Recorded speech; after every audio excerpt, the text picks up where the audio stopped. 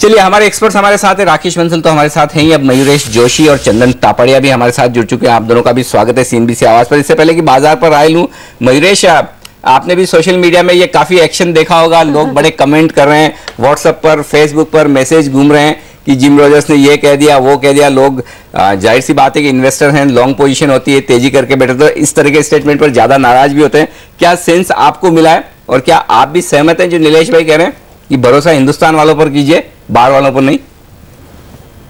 बिल्कुल Anil ji, I think, और जितना हम अपने मार्केट्स को जानते हैं इंटरनली, जितना हम अपने कॉर्पोरेट्स को जानते हैं, जो ग्राउंड एक्टिविटी हो रही है, तो मेरा यही मानना है कि जो अपने एनालिसिस होते हैं, आई think that is much more having deeper insights, on ground reality होती है। तो I will not be reading statements of whatever is saying about the Indian markets. Structural long term story India की अभी भी बरकरार है। 7795 के आसपास के ट्रेड इस समय। निकेई 1% नीचे, हैंगसेंग के मार्केट्स आज हल्की मजबूती के साथ खुले, वहां पर आप देखिए हल्की बिकवाली आना शुरू हो गई है। जी हाँ, हल्का सा नेगेटिव ट्रेड देखने को मिल रहा है, इसीलिए हमने 7800 का साथ छोड़ा है। चंदन, कल जो स्थिति रही है जहां पर हमने देखा है 300 पॉइंट की तेजी सेंसेक्स पर, निफ्टी 7800 के ऊपर टिक पाने में कामयाब, शॉर्ट कवरिंग हुई, क्या वो आज जारी रह पाएगी? जी देखिए, शॉर्ट कवरिंग का पहला दिन था, बाजार नीचे में कहीं ना कहीं 7750 7700 जोन को रेस्पेक्ट दे रहा है और उस लेवल से लगातार बाउंस बैक हो रहा है। यहाँ पे ओवरसोल्ड है और बाजार गिर रहा है, फिर भी पुट कॉल रेशियो अपने आप को 1 के आसपास होल्ड कर रहा है, जो इंडिकेट कर रहा है कि नीचे में हेजिंग पोजीशन बनी हुई है और वापस हेजिंग पोजीशन बन रही है, इसलिए थोड़ा सा बाउंस बैक बाजार में हो सकता है। कल के ट्रेडिंग सेशन में देखें, बाजार में जो अभी रिसेंटली पैनिक आ रहा है वो वोलेटिलिटी की वजह से आ रहा है और वोलेटिलिटी इंडेक्स वापस 2 दिन से कूल ऑफ होने लगा है। तो जिस हिसाब से वोलेटिलिटी ऊपर के लेवल से घट रहा है, बाजार में थोड़ी रिकवरी आ सकती है, बट कन्विक्सिंगली डिसीजन तब भी ले सकते हैं जब 7940 से लेके 8000 का जोन है वो निकाले, तभी एक बाजार का एक शॉर्ट टर्म बॉटम बन सकता है। बट फिलहाल ट्रेडिंग के लिहाज से 7750 जो कल के लो थे उन पे नजर रखिए, जब तक वो होल्ड करता है वापस बाजार अपने आप को संभालने की ट्राई करेगा, ऊपर में 7880 से 7920 तक के मुंह है बाजार निकालने की यहाँ पे चेष्टा करेगा। यहाँ पे एक इंपॉर्टेंट ऑब्जर्वेशन यहाँ पे जो हमने देखा है कि बैंक निफ्टी ऊपर के लेवल से काफी करेक्ट हुआ है और 15,800 से 16,000 एक मेजर सपोर्ट है। और इंटरेस्टिंगली देखिए, मई 2014 में बाजार में 15,700 15,800 से ही अप मूव हुआ था और 20,000 तक बैंक निफ्टी गया था।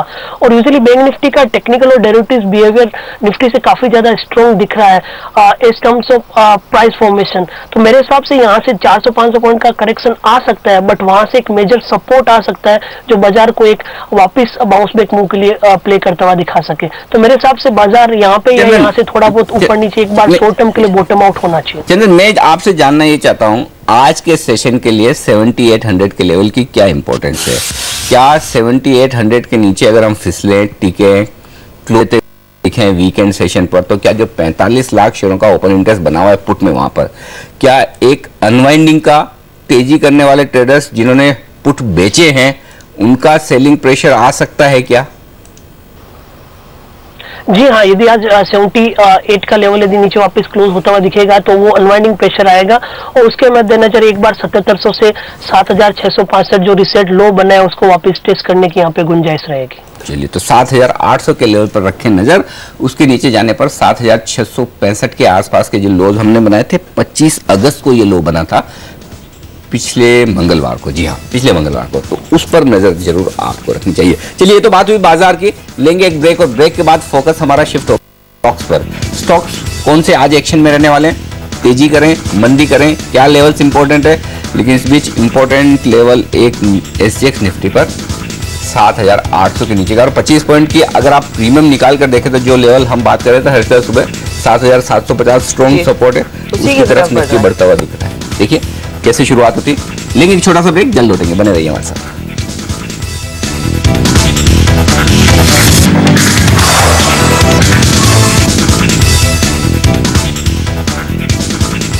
आप देख रहे हैं मार्केट काउंटडाउन सीएनबीसी आवाज पर। हमारे साथ है आज आपको एक सीधे स्ट्रैटेजी समझाने के राकेश बंसल, मयूरेश जोशी और चंदन तापड़िया। और अब फोकस करते हैं कुछ काउंटर्स पर और कुछ बड़े मूवर्स पर। सिप्ला पर नजर रखिए। यहाँ पर हमने देखा है कि हेटेरो ड्रग्स एक हैदराबाद बेस्ड कंपनी है, इसके ये यूएस बिजनेस को अक्वायर करने की कोशिश में है और 50 से 55 मिलियन डॉलर के बीच वो 50 से 55 करोड़ डॉलर के बीच वो ट्रेड होता हुआ दिखाई देगा, वो डील होगी। मयूरेश, क्या इंपॉर्टेंस है यूएस में सिप्ला के लिए अपने कारोबार को बढ़ाने की और कितना फिर इंपैक्ट रहेगा गोइंग फॉरवर्ड स्टॉक में, क्योंकि हमने देखा है इन फार्मा कंपनियों पर फिर से खरीदारी का मूड बन रहा है, क्या आप तेजी करेंगे इधर? Morning Arshad ji, I think clearly US markets एक बहुत इंपॉर्टेंट मार्केट्स होता है किसी भी फार्मा कंपनी के लिए, क्योंकि जितने भी of branded generic products of patent होंगे, आई थिंक काफी फार्मा कंपनीज को फायदा होगा। अभी हमने एग्जैक्ट कैलकुलेशन की नहीं अब तक on what kind of value impact Hetero Drugs will have in terms of Cipla's balance sheet, but generally अगर हम सिप्ला का कोर बिजनेस देखें तो CFC inhaler market itself presents a huge opportunity for Cipla. Around $3 billion is our own estimates for the overall market size which can be potentially addressed. Having said that, I think अगर आप UK markets की बात करें, वहां भी एक addressable market है and ANDA pipeline is quite strong. हालांकि I think approvals have grown at a very tepid pace, और इनकी जो अफ्रीकन ऑपरेशंस थी, I think that is taking some amount of time to start blending in on a consolidated basis. तो मुझे लगता है I think long term के हिसाब से structurally I think the story is quite intact, but from immediate perspective अगर 12 महीने की बात करूं तो आई थिंक वैल्यूएशंस स्ट्रेच लग रहे हैं eight this point of time considering the earnings prospect that Cipla can deliver। तो मुझे लगता है कि within the pharma space अभी भी आई थिंक ऑरबिंदो फार्मा एक बहुत अच्छी पिक लगती है हमको। केपेक्स प्लान्स जैसे इनकी ANDA पाइपलाइन है, जैसे इनका आई थिंक जो इंजेक्टेबल्स हैं, they are expecting 18 approvals to come through, और valuations आई थिंक ये काफी सपोर्टिव है for Aurobindo at this price. तो फ्रॉम अ 12-month perspective शायद I think I will be preferring Aurobindo pharma eight this point of time. तो ये राय सिप्ला पर आती हुई दिख रही है इस वक्त साफ तौर पर, लेकिन कुछ और स्टॉक्स जो एक्शन में कल दिखे, राकेश, एमटेक ऑटो। फंडामेंटली बात करना बेकार है, इसीलिए मैं आपसे टेक्निकल राय ले रहा हूं।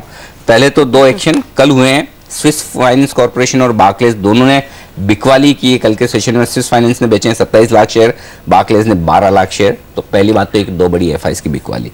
दूसरा 17,000 करोड़ का लोन खतरे में, डिफॉल्ट की बात की जा रही है। और तीसरा केयर जो रेटिंग एजेंसी है, उन्होंने इनकी रेटिंग कर दी है सस्पेंड। शायद ये 3 बड़े कारण थे जिन्होंने मिला के कल स्टॉक की फिर से बड़ी भारी भरकम धुलाई कर दी। अब ये कब से डबल डिजिट में आ जाएगा पता नहीं।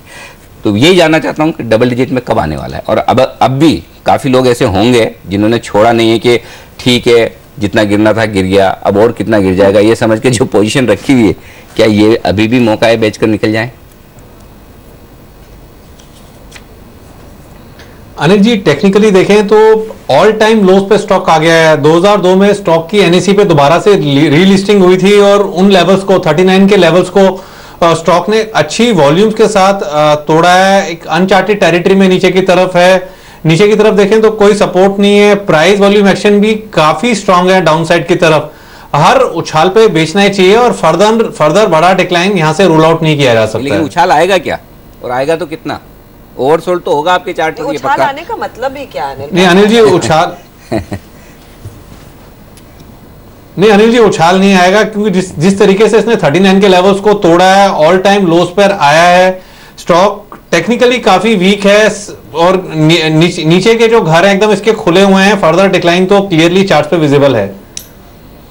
ओके, तो यहाँ पर क्लियरली वो क्लियर कट डाउनसाइड का सिलसिला बरकरार रहेगा। एमटेक ऑटो से दूर ही रहे। अगर आपके पास है तो इस समय एग्जिट करना शुरू करें, क्योंकि बाउंस की कोई संभावना यहाँ पर आती दिखाई नहीं दे रही है, ना चार्ट्स पर और ना ही कोई फंडामेंटल कारण है कि आप इस स्टॉक में अपनी पोजीशन होल्ड करें। हम लेंगे एक छोटा सा ब्रेक, ऐसे ही कुछ और काउंटर्स हमारे रेडार पर रहेंगे, आपको बताएंगे कहां पर आज का सबसे फायदेमंद ट्रेड आपको लेना है। बने रहिए CNBC आवाज के साथ।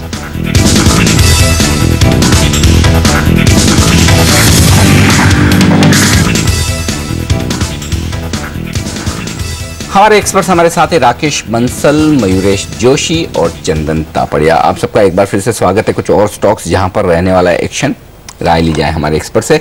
बैंकिंग शेयरों पर चंदन, क्या उछाल में कोई ऐसा स्टॉक आपको नजर आता है जहां पर शॉर्ट फिर से बनानी चाहिए? क्योंकि देखिए कल जो तेजी हुई है बैंक निफ्टी में 3.25 लाख शेयर कम हो गए फिर से ओपन इंटरेस्ट में 2%, जबकि बैंक निफ्टी ऊपर है।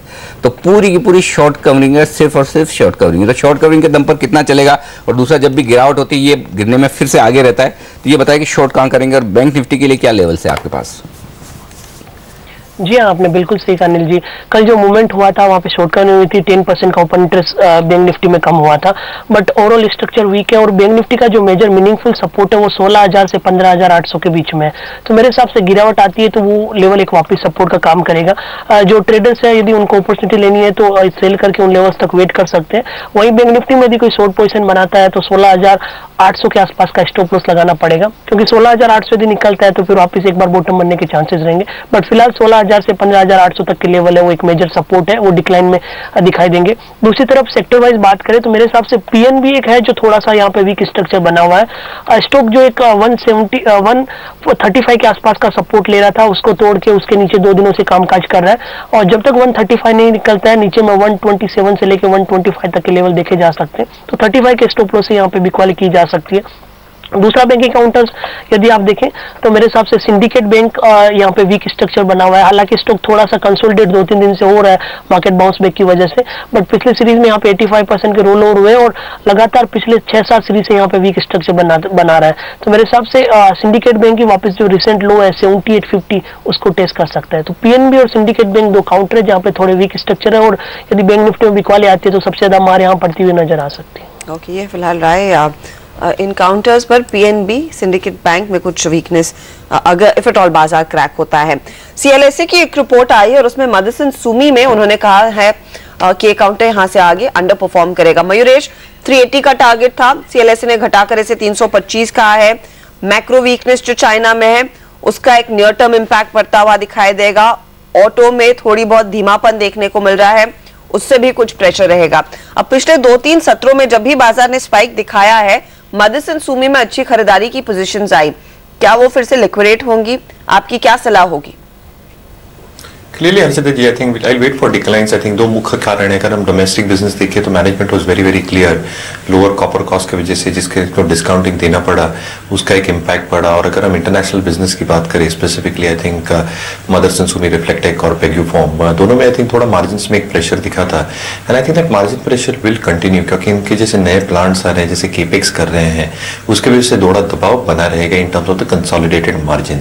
जहां तक आई थिंक इनका ऑर्डर बुक का सवाल है, at least on the international side, I think that order book is quite meaningful. इसलिए I think structural story remains with Motherson Sumi, but China slowdown, Latin American markets में slowdown, I think US markets में जैसे capex कर रहे हैं, probably increase their spending and their output there as well. I think it will take some amount of time. तो मुझे लगता है कहीं ना कहीं I think the stock might underperform at least for the next 2 to 3 quarters, considering the entire auto pack, and जैसे इनका capex intensity बढ़ता जाएगा वहाँ पे एक थोड़ा pressure आएगा in terms of free cash flows. तो in that sense itself I think I'll wait for declines onto this counter. हालांकि I think structural story is still very good for Motherson Sumi over the next 2 to 3 years, but I'll wait for better levels to enter Motherson Sumi, not at this point of time. Okay, तो ये राय आती है। लेकिन इस बीच ONGC पर एक बड़ी खबर इस वक्त आती हुई दिख रही है। रूस की जो एक कंपनी है रोजनेफ्ट, वहाँ पर वैंकोर फील्ड के लिए यहाँ पर एक टाई अप किया है। ओएनजीसी ने करार किया है 15% हिस्सेदारी वहाँ पर की जाएगी, खरीदी जाएगी, और ये तीसरा करार है ओएनजीसी का वैंकोर फील्ड में 15% हिस्सा खरीदने के लिए। $185 करोड़ का ये इन्वेस्टमेंट होगा और $126 करोड़ का पेमेंट किया जाएगा। इसी पर बातचीत करते हैं कितना अहम ये एक्विजिशन है, ये स्टेक खरीदना ओएनजीसी के लिए, ये जानने की कोशिश करते हैं। मॉर्निंग स्टार के पीयूष जैन हमारे साथ कार्यक्रम में शामिल हो रहे हैं, जो कि ऑयल एंड गैस स्पेस को बहुत नज़दीकी से देखते हैं, ट्रैक करते हैं। पीयूष, गुड मॉर्निंग, स्वागत है आपका सीएनबीसी आवाज़ पर। एक काफ़ी लंबे समय से रोजनेफ्ट का नाम हम सुन रहे थे और लग ये रहा था कि रोजनेफ्ट हिंदुस्तान में एसआर ऑयल में स्टेक खरीद सकती है या कुछ एसेट्स खरीद सकती है, लेकिन अब खबर ही आई है ओएनजीसी वहाँ पर रोजनेफ्ट के ब्लॉक्स में 15% हिस्सेदारी खरीद रही है। कितना बड़ा फायदे की बात ओएनजीसी के लिए देखते हैं आप इस एक्विजिशन को? हाँ, गुड मॉर्निंग एंड शुक्रिया शो पे बुलाने के लिए मुझे। आई थिंक यहाँ पे 2 चीजें हमें देखनी होगी। सबसे पहले रोजनेफ्ट के लिए उनके लिए जरूरी है वो इंडिया में अपना शेयर बढ़ाना चाह रहे हैं बिजनेस का, बिकॉज प्राइमरली अगर आप देखें ऑयल एंड गैस बिजनेस जो है काफी मुश्किलों से गुजर रहा है, और चूंकि वेस्टर्न मार्केट से उन्हें ज्यादा मुश्किल आ रही है गैस बिजनेस में, तो जनरली चाह रहे हैं वो एसआर के साथ टाई अप की बात हो या फिर अभी ओएनजीसी के साथ हो, वो जनरली चाह रहे हैं। इंडिया एक काफी बढ़ता हुआ हाइड्रोकार्बन मार्केट है, तो उसी परिप्रेक्ष्य में अगर मैं देखूं ओएनजीसी भी रशिया में जनरली अपना ऑयल एंड गैस का जो बिजनेस है वो बढ़ाना चाह रहा है। तो जो 15% स्टेक मिला है वो एक तरीके से फ्यूचर के लिए अपना ऑयल का जो शेयर है वो लेने की कोशिश है।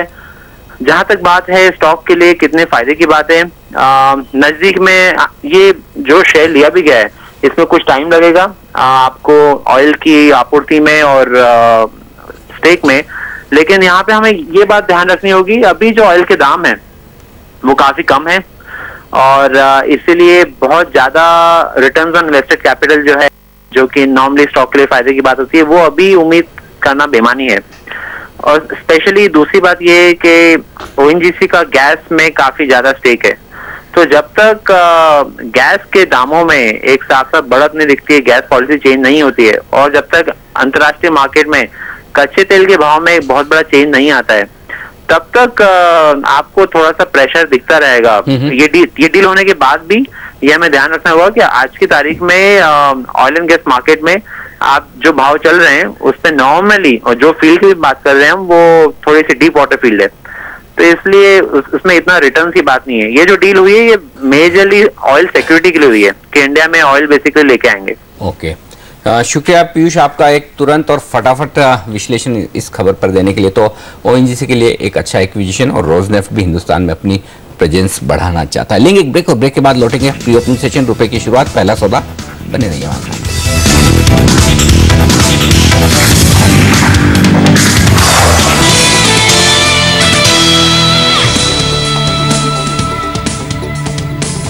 पहला सौदा में आप सबका स्वागत है और बाजारों के खुलने की तैयारी प्री ओपनिंग सेशन में नजर डालने किस तरह के संकेत हैं। एसजीएक्स निफ्टी से 50 अंकों का नुकसान, इनफैक्ट जो एशियाई बाजारों में दिख रहा है उस पर भारतीय बाजार रिएक्शन देते हुए नजर आ रहे हैं, साफ तौर पर कमजोरी की तरफ का इशारा। निक्केई 1.25% कमजोर है 200 अंकों से ज्यादा के नुकसान के साथ, बाकी बाजार 1% कमजोर, सिर्फ हांगकांग को छोड़ दिया। इनफैक्ट अब हांगकांग में भी कमजोरी हो गई, जो ½% मजबूत था अब ½% नीचे आ गया शायद, तो ये एक कमजोरी बढ़ाने वाला मार्केट होता हुआ दिखता है। कल की छुट्टी के बाद आज खुला तो एक तो इनके लिए कल की तेजी उसका फायदा उठा नहीं पाए और आज की कमजोरी भी इन्हें झेलनी पड़ रही, तो हांगकांग के बाजार कमजोर है। अब देखना होगा सोमवार को जब चीन के बाजार फिर से खुलेंगे 2 दिन की छुट्टी के बाद, वहाँ क्या रुझान रहेगा। लेकिन फिलहाल भारतीय बाजारों के खुलने की तैयारी और यहाँ पर रुझान कोई बहुत अच्छा पॉजिटिव साइड पर तो फिलहाल आते हुए दिख नहीं रहा है, तो देखना होगा हम कितने कमजोर खुलते हैं। रुपए की चाल पर भी रखेंगे नजर इस वक्त। चलिए पहली टिक आपकी स्क्रीन पर 50 अंक ऊपर है सेंसेक्स और 85 अंक ऊपर निफ्टी भी आपको नजर आएगा, तो कुछ टिक्स तो हरे निशान में दिख रही है और उसकी वजह है एनटीपीसी का स्टॉक जो 10% ऊपर है। पहली टिक पर हीरो मोटोकॉर्प 2-2.5% ऊपर है, तो ये स्टॉक है जो 1-2 काफी आपको एक्शन में नजर आ रहे हैं। टाटा स्टील में 2-2.5% की मजबूती, सन फार्मा 7% कमजोर दिख रहा है यहाँ पर शुरुआती टिक पर। रुपए की चाल पर रखिए नजर, मजबूती के साथ हुई है शुरुआत, रुपए में भी ट्रेंड साफ दिख रहा है, एक दिन मजबूत शुरुआत, एक दिन कमजोर शुरुआत और रेंज वही 66 से लेकर 66.50 के बीच में। तो आज 9 पैसा मजबूती के साथ शुरुआत की है करेंसी मार्केट ने 66.15 पर, तो कोई बहुत बड़े संकेत तो है नहीं इस वक्त, लेकिन एक संकेत साफ तौर पर दिख रहा है आईटी शेयरों के लिए, और वो आज दिग्गज एफआई सीएलएसए की तरफ से जो रिपोर्ट्स आई आईटी सेक्टर को लेकर, रुपए की कमजोरी को लेकर, वो बड़े आशान्वित हो रहे हैं, ये सेक्टर अच्छा कामकाज करेगा ऐसा लग रहा है। और अगर इनकी रिपोर्ट पर भरोसा करके चंदन वायदा कारोबार के ट्रेडर्स को कोई आईटी शेयर खरीदना हो तो कहाँ पे सबसे ज्यादा मजबूती दिखती है आपको? जी हाँ, यहाँ पे टीसीएस की तरफ मैं ध्यान रखना चाहूंगा। टीसीएस देखें ओवरऑल इसका जो मीडियम और लॉन्ग टर्म ट्रेंड है पॉजिटिव है और रिसेंटली देखें स्टॉक ने 2520 2540 से आसपास सपोर्ट लिया है। जरूर ऊपर में 2620 का लेवल नहीं निकाल रहा है, बट उसके ऊपर निकलता है तो मेरे हिसाब से 4 से 5% तक का मूवमेंट आ सकता है। स्टॉक ऑप्शन में भी एक्टिव है तो यहाँ पे 2650-2700 की कॉल में भी ट्रेड किया जा सकता है। मेरा मानना है कि 2650-2700 तक के लेवल आने वाले 4-5 दिनों में टीसीएस में देखे जा सकते हैं। चलिए टीसीएस यहाँ पर एक अच्छा मूव आता हुआ दिखाई जरूर दे सकता है, लेकिन जो 2 स्टॉक्स इन्होंने स्पेसिफिकली पर उस पर चर्चा की है, एक तो विप्रो इन्होंने अपग्रेड किया है, इस पर एक अंडर परफॉर्मर था ये और इसे एक आउट परफॉर्मर करार किया है, और टेक महिंद्रा में इन्होंने सेल साइड की रणनीति सुझाई है। इनफैक्ट वो अपनी पोजीशन यहाँ पर हल्की करेंगे। टारगेट प्राइस इन्होंने कहा है कि 510 से अब घटाकर 450 रहेगा। इन दोनों काउंटर्स पर मयूरेश आपकी क्या सलाह होगी? क्या वाकई में आपको लग रहा है टेक महिंद्रा करंट लेवल से ज्यादा बढ़त दिखा नहीं पाएगा? Generally I think Harshita ji IT sector की बात करो तो हम टॉप टियर आईटी नेम्स पे काफी बुलिश हैं in terms of 2 factors. I think जैसे क्रॉस करेंसी इंपैक्ट दिख रहा है, दैट विल बेनिफिटली या definitely have a beneficial impact as far as tailwinds is concern, और दूसरी utilization levels are seeing an increasing trend. अगर specifically मैं विप्रो और टेकएम की बात करूं तो मुझे लगता है I think Wipro might under perform for the next quarter और टू। आई थिंक वो थोड़ी स्टेबिलिटी आने में टाइम लगेगा। बट टेकएम में आई थिंक जितनी पूरी खबरें और जितनी मैनेजमेंट कमेंट्री एसोसिएटेड थी related to their EBIT margins, related to under performance और देयर टेलीकम्युनिकेशन सेगमेंट, जो आई थिंक 52% कंट्रीब्यूट करता है, that can have some amount of impact. I think उतने नंबर्स में बुरा दिखा नहीं in the quarter gone by. तो मुझे लगता है I think on a quarter on quarter basis या ईयर ऑन ईयर बेसिस की हम बात करें तो growth can be quite reasonable for Tech Mahindra. जैसे मैनेजमेंट ने गाइड किया है, एबिट मार्जिन भी शायद सॉफ्ट रह सकते हैं, बट फ्रॉम FY17 ऑनवर्ड्स मुझे लगता है I think there can be significant growth in earnings both in dollar and rupee terms. तो मुझे लगता है I think TechM on declines becomes a very good bet. In fact we got our own target of around 646 Tech Mahindra पे अगले 12 महीने। Okay, तो ये राय आती है यहाँ पर टेक महिंद्रा पर। लेकिन दो स्टॉक और हैं जहाँ पॉजिटिव खबरें आती हुई दिख रही है, और वो है फार्मा स्पेस से। लगता है डिफेंसिव भी थोड़ा काम करें आज के बाजार में, जो कमजोरी दिख रही है लुपिन और ग्लेनमार्क की एक ड्रग को फर्स्ट फेज के ट्रायल में मंजूरी मिली, अब सेकंड फेज में जाने वाली। तो ये तो खैर ठीक है, एक ऑपरेशनल खबर है कि एक से दूसरे फेज में जा रहे हैं, थोड़ी पॉजिटिव है सेंटिमेंट के लिहाज से। लेकिन लुपिन के लिए एक दवा लॉन्च करने की मंजूरी मिली है अमेरिका में।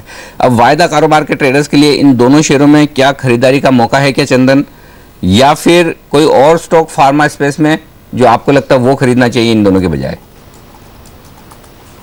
जी देखें, ओवरऑल डेरिवेटिव्स डेटाबेस देखें तो लुपिन और ओरो फार्मा दो काउंटर्स है जहां पे लगातार लॉन्ग्स इंटेक्ट है।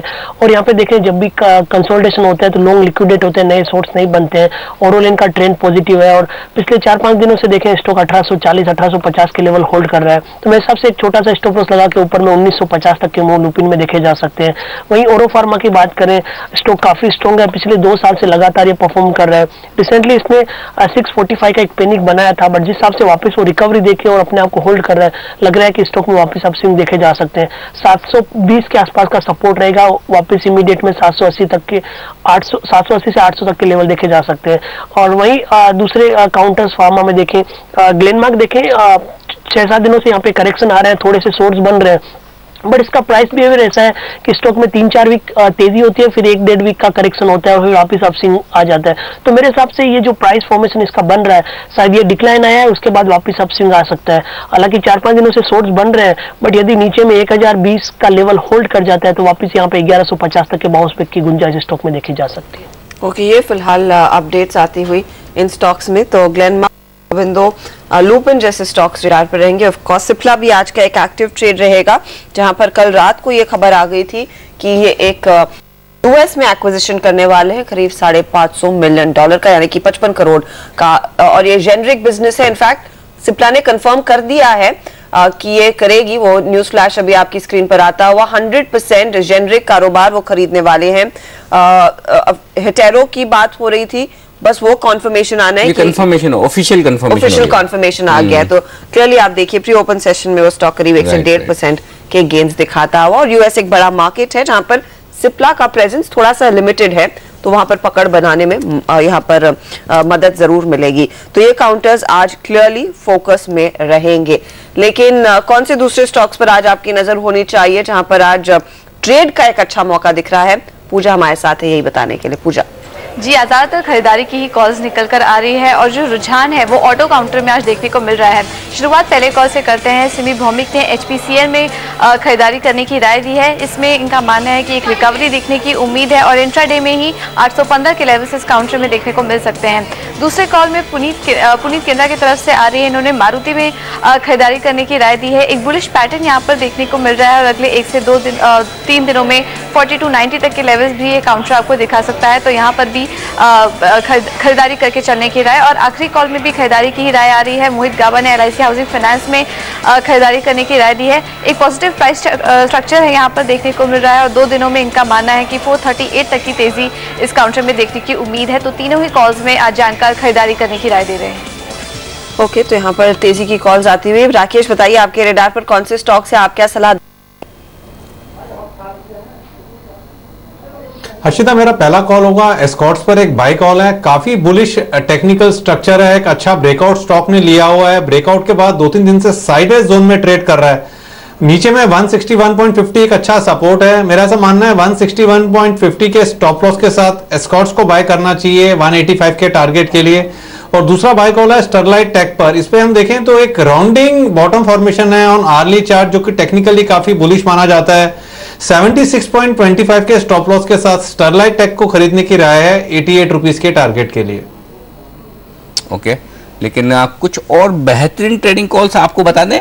आपके फेवरेट प्रोग्राम स्टॉक 2020 में आज हमारे कैप्टन्स कहां दाव लगाने की सलाह दे रहे हैं।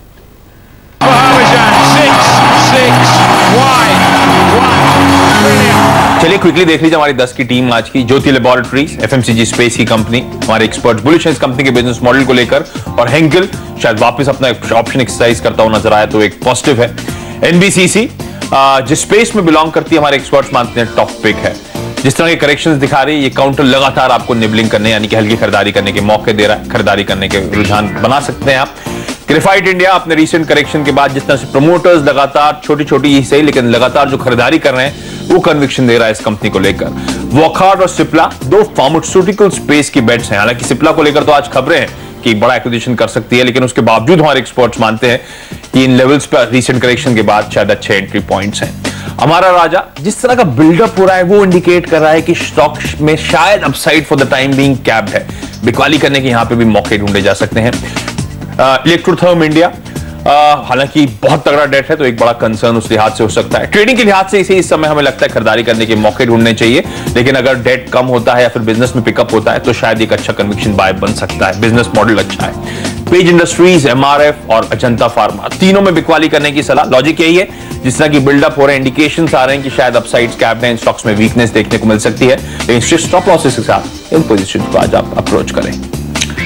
आज के लिए आप नजर डालेंगे तो इसमें एक मिक्स टीम है और अशोक लीलैंड एसबीआई दोनों ही खबरों चलते खरीदारी करिए। एसबीआई में सेलेक्टर्स को लगता है कि जो 273 में प्रेफरेंशियल किया जाएगा वो एक ट्रिगर हो सकता है। अशोक लीलैंड में 40% तक एफआईएस को खरीदारी की मंजूरी दी गई है तो वो एक ट्रिगर होगा, लेकिन कॉलगेट उसकी वजह से बहुत ज्यादा कमजोरी इसमें देखने को मिल सकती है क्योंकि वैल्यूएशंस बिल्कुल जस्टिफाइड नहीं है और कंपनी मान रही है कि ग्रोथ में थोड़ी सी कमी आएगी। लेकिन हिंडाल्को एक टेक्निकल बाउंस यहाँ बनता हुआ दिख रहा है तो यहाँ पे खरीदारी की सलाह होगी। जस्ट डायल, टाटा दोनों ही वीक दिख रहे हैं काउंटर। जस्ट डायल में लगातार सेलिंग प्रेशर लगातार बना हुआ है, अभी भी आप देखेंगे तो वहां पे पोजीशन शॉर्ट की तरफ ज्यादा है। वहीं टाटा मोटर्स अब प्राइस कम करने की बात कर रहे हैं अपनी गाड़ियों की तो वो भी एक इनके नेगेटिव है। लेकिन रिको इंडिया एक फंडामेंटली बहुत ही स्ट्रॉन्ग कंपनी है और सेक्टर्स लगता है डिजिटल इंडिया का बड़ा फायदा इसको होगा तो यहाँ पे सलाह होगी।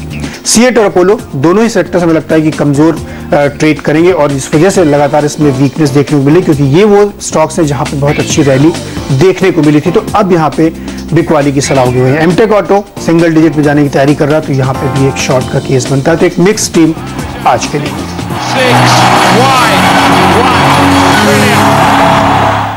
तो बाजार खुलने से एचआरएल स्टॉक्स स्टॉक्स हमारे दोनों ही सहयोगी और स्टॉक 2020 के कैप्टन नीरज और आशीष ने आपके सामने रखे हैं और यहीं पर आज वो पूरा एक्शन देखने को मिलेगा।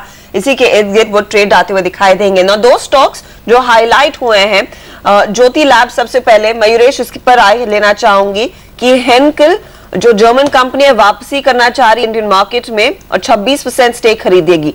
कितना फायदा आएगा इस स्टॉक में उस 26% स्टेक के बाद? ऑफ कोर्स वो किस लेवल पर होगा, क्या वैल्यूएशंस होंगे, उसका इंतजार है, लेकिन क्या एक्शन और तेज होगा? प्री ओपन सेशन में 7% ऊपर है counter. So clearly, I think one really needs to look at what kind of pricing happens if it happens. तो I think वो एक unknown है, लेकिन जैसे इनका business model है, I think they're trying to expand probably across the country. बढ़ाने की कोशिश कर रहे हैं, लेकिन कहीं ना कहीं हमें कंफर्ट नहीं आ रहा है probably in the terms of business model and in terms of valuations. तो मुझे लगता है I think if really somebody wants to pick out something with in the FMCG discretionary space, I think Bajaj Electricals एक बहुत बढ़िया प्ले हो सकता है। टर्न अराउंड स्टोरी है, ENP segment has performed exceedingly well. हमारे खुद के अनुमान के हिसाब से EBIT प्रॉफिट्स आने चाहिए FY17 में from EBIT losses of 84 odd crores posted in FY15 consolidated basis पे। आई थिंक जो बॉटम लाइन में एक लॉस रिपोर्ट किया था कंपनी ने FY15 में, they should report significant amount of profits with contribution coming from all three segments, ENP, consumer discretionary और LED। तो मुझे लगता है आई थिंक वैल्यूएशन के हिसाब से Bajaj electrical is a much better play. हालांकि आई थिंक ज्योति लैब जैसे मैंने कहा आई थिंक थोड़ा कंफर्ट नहीं आ रहा है in terms of how their business model is panning out at this point of time. तो ये यहाँ पर क्लियरली एक्शन में स्टॉक रहेगा 7% ऊपर। सिप्ला आपके लिए एक बार फिर हाजिर करते हैं। अनिल, इनफैक्ट कल शाम को ही ये CNBC TV 18 ने खबर ब्रेक की और उसके बाद देखिए वो फाइनली डील आती हुई व्हाट्स इंटरेस्टिंग इज कि यूएस में तो इनको एंट्री मिलेगी ही, काफी इंटरेस्टिंग एरियाज, HIV, हाइपरटेंशन जो बड़े मार्केट्स हैं सिप्ला या फिर किसी भी फार्मा कंपनी के लिए ऑल कैश डील हो रही है। बड़ी डील है एक्चुअली, और 3,500 करोड़ रुपए के आसपास का निवेश मुझे लगता है कैश डिप्लॉय करने के लिहाज से सिप्ला के लिए, और जो मार्केट की स्ट्रेटेजी है यूएस मार्केट की, बड़ा मार्केट, बड़ा रेगुलेटेड मार्केट। और सबसे बढ़िया बात हर्षदा सिप्ला के लिए अभी तक ये है कि चूंकि उनकी एंट्री नहीं है, बहुत ज्यादा नहीं है, और यूएस FD का कहीं किसी तरह का कोई वो एक यूं कहने कि रेड अलर्ट नहीं है, तो इस लिहाज से मुझे लगता है कि सिप्ला के लिए आज स्टॉक के लिहाज से ये एक बड़ा एक्शन वाला दिन हो सकता है और मार्केट इसे बहुत पॉजिटिवली ले सकता है। अब एक ही इसमें जो डिस्क्लेमर या फिर अलर्ट वाली बात जो हो सकती है वो ये कि अब 3,500 करोड़ का एक्विजिशन ऑल कैश डील बड़ा है, पॉजिटिव है, कैश डिप्लॉयमेंट करना अच्छा है, लेकिन अब इसके वैल्यूएशन कितने अच्छे हैं, कितने सही, कितने कम ज्यादा है वो हमें पता नहीं, लेकिन अदरवाइज उस वैल्यूएशन के पार्ट को एक बार अलग हटाकर देखें तो ये एक बहुत ही बेहतरीन एक्विजिशन माना जा सकता है सिप्ला के लिए। तो देखते हैं स्टॉक उस पर फिर क्या इस तरह का रिएक्शन देता है। ऐसा ही रिएक्शन एक ONGC में भी आता दिख रहा है, जो रोजनेफ्ट के एक वेंकोर फील्ड में उन्होंने 15% हिस्सेदारी खरीदी है, 1.5% के आसपास का गेन ONGC में दिख रहा है इस वक्त शुरुआती कारोबार में, प्री ओपनिंग सेशन में। ये बताएं राकेश, क्या ONGC के चार्ट्स पर क्या और तेजी के संकेत बन रहे हैं क्या? नहीं अनिल जी, अगर ONGC के चार्ट्स देखें तो चार्ट्स पॉजिटिव नहीं है, स्टॉक ने 244 के बैरियर को तोड़ा है और चार्ट्स क्लियरली नेगेटिव हैं। चार्ट्स के नजरिए से स्टॉक में किसी तरह की बॉटम फिशिंग नहीं करनी चाहिए, बट जिस तरीके से ज्योति लैब्स में न्यूज आई है, टेक्निकली वहां एक कंफर्ट बनता है, और कंफर्ट अनिल जी ज्योति लैब्स में उस एक्सटेंट का है कि मार्केट में अगर गिरावट भी आती है तो ज्योति लैब एक अपमूव दिखा सकता है।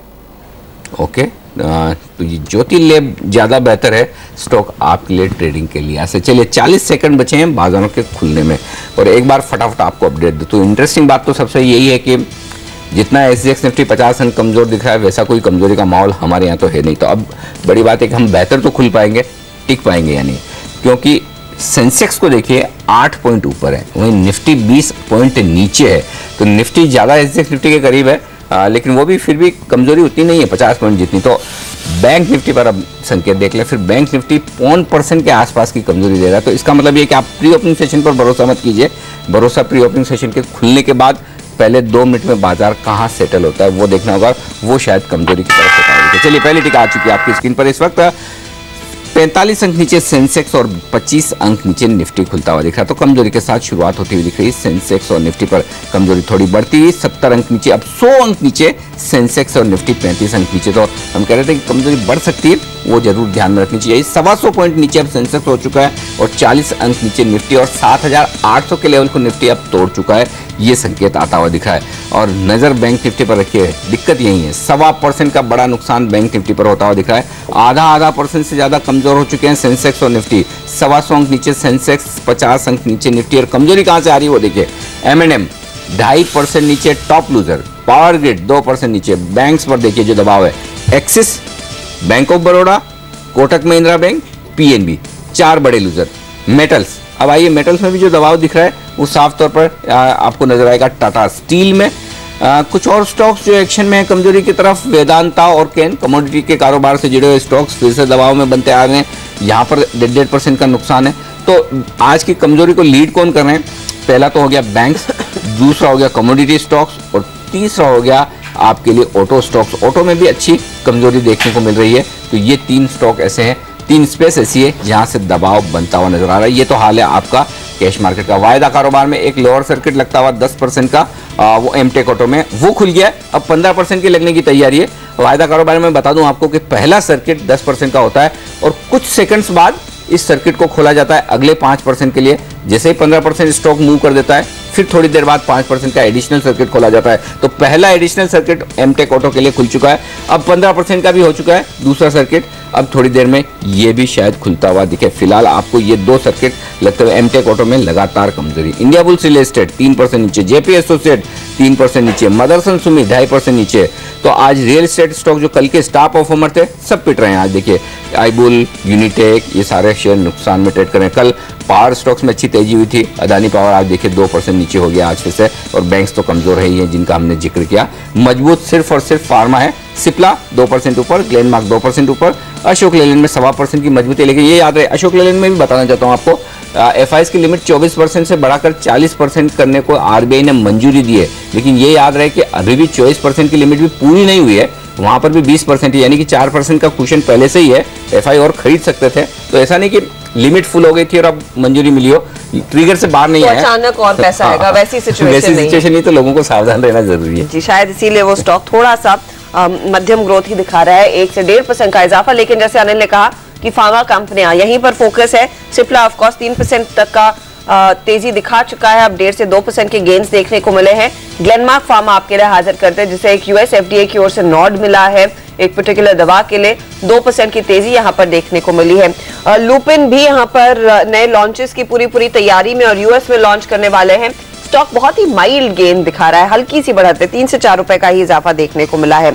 अब दूसरे काउंटर्स जो फोकस में है, ज्योति लैब्स जो एक बहुत प्रोमिनेंट प्रोडक्ट है इनका, उजाला, जिसे हम सब वाकिफ है। अब ज्योति लैब्स में हेंकल जैसी जर्मन कंपनी जो पहले भारत में थी, अब वो फिर से लौटने की तैयारी है और ज्योति लैब्स का रूट लेंगी। 26% हिस्सेदारी खरीद सकते हैं कंपनी में, चर्चा जारी है। 6% भागा है ज्योति लैब्स का शेयर, तो यहाँ पर एक बहुत स्मार्ट मूव आता हुआ खुलते ही।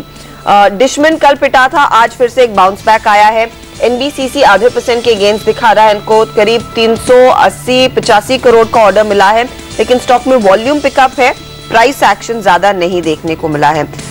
इलेक्ट्रोथर्म इंडिया एक छोटी कंपनी, इलिक्विड स्टॉक है, लेकिन याद रखिए ईडलवाइज की एआरसी एसेट रिकंस्ट्रक्शन कंपनी ने इसमें 10% का स्टेक खरीदा है। शायद इनको बेल आउट करने की पूरी तैयारी, और वो स्टॉक देखिए 7% का अपटिक दिखाता हुआ। तो ऐसी छोटी कंपनियों में भी थोड़ा बहुत प्ले आता हुआ जरूर दिखाई दिया है। साथ ही साथ हम देख रहे हैं कुछ सेल साइड की पोजीशंस अनिल एक्टिवेट होती हुई दिखाई दे रही है, इसलिए मिड कैप 90 पॉइंट नीचे। एक इंटरेस्टिंग स्टॉक हर्षला आपकी स्क्रीन पर, सारे गामा में देखिए भयंकर वॉल्यूम एक्शन होता हुआ दिख रहा है, और 1 2 3 4 5 6 7 बड़े सौदे होते दिख रहे हैं, और सारे बड़े सौदों की साइज एक ही है, 1.15%, यानी कि 2-2 लाख शेयरों के आसपास का सौदा होता हुआ दिख रहा है, और दोनों ही एक्सचेंज पे हुआ है, एनईसी पर भी और बीएसई पर भी। और 360 रुपये 80 पैसे, 362 रुपये 95 पैसे, ये दोनों एक्सचेंज के अलग अलग प्राइस है, और दोनों ही एक्सचेंज पर स्टॉक 5% के ऊपरी सर्किट पर ट्रेड कर रहा है। 6 लाख शेयरों का कारोबार बीएसई पर, 6.25 लाख शेयरों का कारोबार एनएसई पर, और इससे आप अंदाजा लगा सकते हैं कि करीबन 7% के आसपास की हिस्सेदारी सारे गामा की बदलती हुई दिख रही है। बता दूं आपको कि बाजार के कुछ पुराने जाने माने इन्वेस्टर्स ने पिछले कुछ समय में सारे गामा के स्टॉक पर खरीदारी की थी, और आज जो ये बड़े सौदे हो रहे हैं, इसमें ये देखना इंटरेस्टिंग होगा कि खरीदार और बिकवालों में किनके नाम कल सामने आते हैं अगर ब्लॉक डील रिपोर्ट होती है। लेकिन पहले प्राइस और वॉल्यूम का एक्शन यहाँ पर साफ तौर पर आपको नजर आ रहा है इस स्टॉक पर। इसी पर राय लेते हैं। उससे पहले बता दूं कि बाजार 200 अंक अब कमजोर हो चुका है। सेंसेक्स पर, निफ्टी पर 65 अंकों का नुकसान। तो जो ट्रेडिंग रेंज का लोअर एंड हम कह रहे थे कि जो नेक्स्ट सपोर्ट निफ्टी पर 7750 के आसपास का है, एग्जैक्टली वहीं पर सपोर्ट लिया है इस वक्त। तो 7748-47 का आज का लो है। लेकिन सारे गामा ट्रैक करते हैं मयूरेश आप इस स्टॉक को?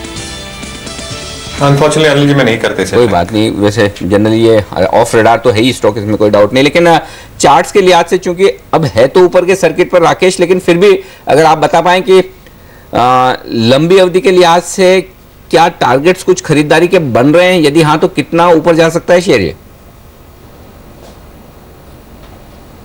अनिल जी काफी स्ट्रॉन्ग टेक्निकल चार्ट स्ट्रक्चर है। स्टॉक ने एक अच्छा ब्रेकआउट दिखाया था। ब्रेकआउट के बाद हम देखें तो ऊपरी स्तरों से 500 रुपए के हाइज लगाने के बाद स्टॉक ने करेक्शन दिखाई थी, और अनिल जी आज के सत्र में 356 रुपए के ऊपर स्टॉक जब दोबारा से निकला है तो अपनी उस करेक्शन को टेक्निकली इसने खत्म करा है, अप ट्रेंड को रिज्यूम करा है। प्राइस वॉल्यूम एक्शन भी काफी स्ट्रॉन्ग है, और स्टॉक देखें तो जो इसके अभी रिसेंट हाइज थे अराउंड 500 रुपीज के, उनको टेस्ट करने का पोटेंशियल रखता है। अगर पोजिशनल व्यू है, किसी का डिलीवरी का व्यू है, तब नीचे में 327 के स्टॉप लॉस बनते हैं, और अगर इंट्राडे या 1-2 दिन का व्यू है तो मेरा ऐसा मानना है 350 के आसपास के स्टॉप लॉस लगाना चाहिए। ओके, 350 का स्टॉप लॉस जरूर लगाइए। स्टॉक देखिए 5% ऊपर 362 पर ट्रेड करा है समय। 200 पॉइंट से ज्यादा का करेक्टिव मूव सेंसेक्स पर बैंक निफ्टी, कल जो हम जश्न मना रहे थे कि इसमें अच्छी तेजी थी, आज ये बैक टू स्क्वायर वन, 300 पॉइंट टूट गया है और फिर से यहाँ पर प्रेशर बनता हुआ दिखाई दिया। शुरुआती मिनटों में जिस तरह की गिरावट हो रही है ना, ऐसा लग रहा है कि मतलब लोग बहुत ज्यादा इंतजार करना नहीं चाहते हैं, जहाँ मौका मिले वहीं बेच दीजिए। अब 7,750 एक छोटा सपोर्ट है, उसे होल्ड कर पाते हैं यानी, और नहीं तो फिर सीधा यहाँ से 75 पॉइंट की रिस्क और बढ़ती हुई दिखती है। क्या चंदन फिर ऐसे में जिनकी शॉर्ट है क्या उन्हें कवर करना चाहिए कि 7,750 पर? अगर नहीं कवर करना है तो फिर उनकी शॉर्ट का ट्रेलिंग स्टॉप लॉस क्या होगा?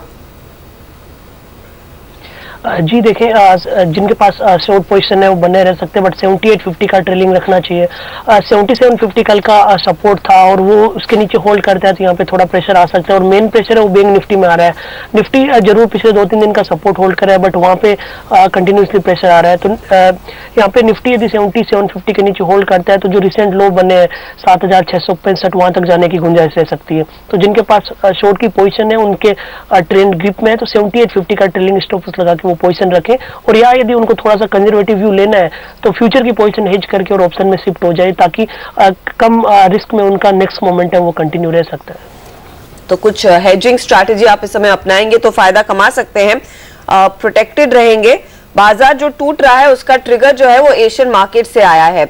निकाई 1% नीचे था जब हमने लास्ट देखा, अब आपकी स्क्रीन पर लेकर आएंगे। निकाई 2% गवा चुका है। हैंग सेंग के मार्केट में भी अब हम देख रहे हैं 1% तक की गिरावट आती हुई, और नॉर्मली हम डाउ फ्यूचर्स को इतने सुबह सवेरे नहीं देखते हैं। जो चाइना का पूरा कहर है उसके बाद डाउ फ्यूचर्स पर एक सुबह में नजर जाती है। आज देखिए करीब 100 पॉइंट की गिरावट यहां पर देखने को मिल रही है। और डाउ फ्यूचर्स इंपॉर्टेंट इसीलिए है क्योंकि आज वो यूएस में जॉबलेस डेटा आने वाला है, उसमें अगर स्थिति बेहतर होती हुई दिखाई देती है, यानी कि जॉबलेस क्लेम्स कम रहते हैं, तो पॉसिबिलिटी है कि शायद वो अगली एफओएमसी की बैठक में रेट हाइक का अनाउंसमेंट आएगा। इसीलिए ये मार्केट काफी क्लोजली उस डेटा को वॉच कर रहा है। फिलहाल इंटरनेशनल मार्केट से संकेत खराब है। मुझे तो चिंता यूरोप की है, क्योंकि 3% के कल गेंस लेके यूरोप के बाजार जो बंद हुए हैं, आज अगर इस तरह का माहौल एशिया में रहता है तो यूरोप का कम से कम 1-1.5% नीचे खुलना तो पक्का है, क्योंकि उसके मतलब फिर दोपहर बाद हम और शायद पिट सकते हैं। हाँ, तो अगर मिड सेशन में कहीं कोई रिकवरी मिले है 7,750 पे होल्ड होता हुआ देखिए, फिलहाल तो लग नहीं रहा है, लेकिन हाँ ठीक है, वहाँ वक्त जरूर बिता रहा है मार्केट, तो अगर वहाँ से कोई रिकवरी आ जाए तो फिर उस पर जरूर आप थोड़ा सा एक्ट करें तेजी की तरफ। लेकिन पीएसयू बैंक्स के बजाय प्राइवेट बैंक ज्यादा कमजोर हो रहे हैं। कोटक, यस, एक्सिस तीनों ही गिरने में आगे 2.5% नीचे। और क्या शॉर्ट करना चाहिए इनमें से किसी को? चंदन क्या कहेंगे आप? जी अनिल जी, देखिए पूरी बैंक निफ्टी का स्ट्रक्चर यहाँ पे नेगेटिव है, और इनमें बिकवाल इसलिए आ रही है क्योंकि कल का बाउंस बैक आया था और एक होप बना था कि कहीं शॉर्ट टर्म बॉटम नहीं बना दे, और उसके चलते वापस जो डिस्ट्रेस सेलिंग आ रही है उसके मद्देनजर यहाँ पे वापस सेलिंग देखने को मिल रही है। बट मेरे हिसाब से जो सिलेक्टिव पीएसयू बैंक है जैसे पीएनबी या सिंडिकेट बैंक है, वहाँ पे वीकनेस और ट्रेंड ज्यादा नेगेटिव है। बट फिर भी आप यदि एक्सिस बैंक की बात करें तो स्टॉक देखिए 540 के सपोर्ट तोड़ने के बाद लगातार गिर रहा है। गिरावट आ सकती है, बट नीचे में मेरे हिसाब से 467 से 465 का सपोर्ट यहाँ पे मिल सकता है, तो 1.5-2% और गिरने के बाद यहाँ पे वापस सपोर्ट बनता हुआ नजर आएगा। पिछले 2 दिनों में जितनी तेजी से रियल एस्टेट काउंटर्स चढ़े थे उतनी ही तेजी से यहाँ पर ये गिर भी रहे हैं। आज देखिए इंडिया बुल्स रियल पिट रहा है। ऑफ लेट डीएलएफ में अच्छी खासी तेजी बनती हुई दिखाई दी थी, तो वहां पर एक करेक्टिव मूव आया है। इसमें ओबरॉय रियल्टी भी आप जोड़ सकते हैं, एचडीआईएल जोड़ सकते हैं। 2.5% का करेक्शन देखने को मिला है। राकेश, जो कल परसों में जो भी तेजी आई थी इन स्टॉक्स में, अब आपकी क्या कॉल है? एग्जिट कर ले, शॉर्ट करना सही है इन स्टॉक्स को? आप देखिए हर्षिता, नीचे लेवल से एक सपोर्ट था इंडिया बुल रियल एस्टेट में, एचडीआईएल में, और उन्हीं लेवल से एक रिबाउंड देखने को मिला है। टेक्निकली एक ट्रेडिंग रेंज में रहे, निचले स्तरों पे सपोर्ट है, ऊपरी स्तरों पे रेजिस्टेंस है। एज ऑफ नाउ ट्रेडिंग के नजरिए से तो इन स्टॉक्स में कुछ नहीं करना चाहिए, क्योंकि जो इनके ऊपर के टारगेट थे इंडिया बुल रियल एस्टेट ने तो अचीव करे थे, एचडीएल ऑलमोस्ट उसके पास तक पहुंचा था, बट आज उसमें गिरावट देखने को मिल रही है। अगर हर्षिता ट्रेडिंग का ही नजरिया और शॉर्ट टर्म नजरिया है तो ज्योति लैब्स में प्राइस वॉल्यूम वाइज एक ब्रेकआउट देखने को मिल रहा है। मेरा ऐसा मानना है वहां पे फोकस करना चाहिए।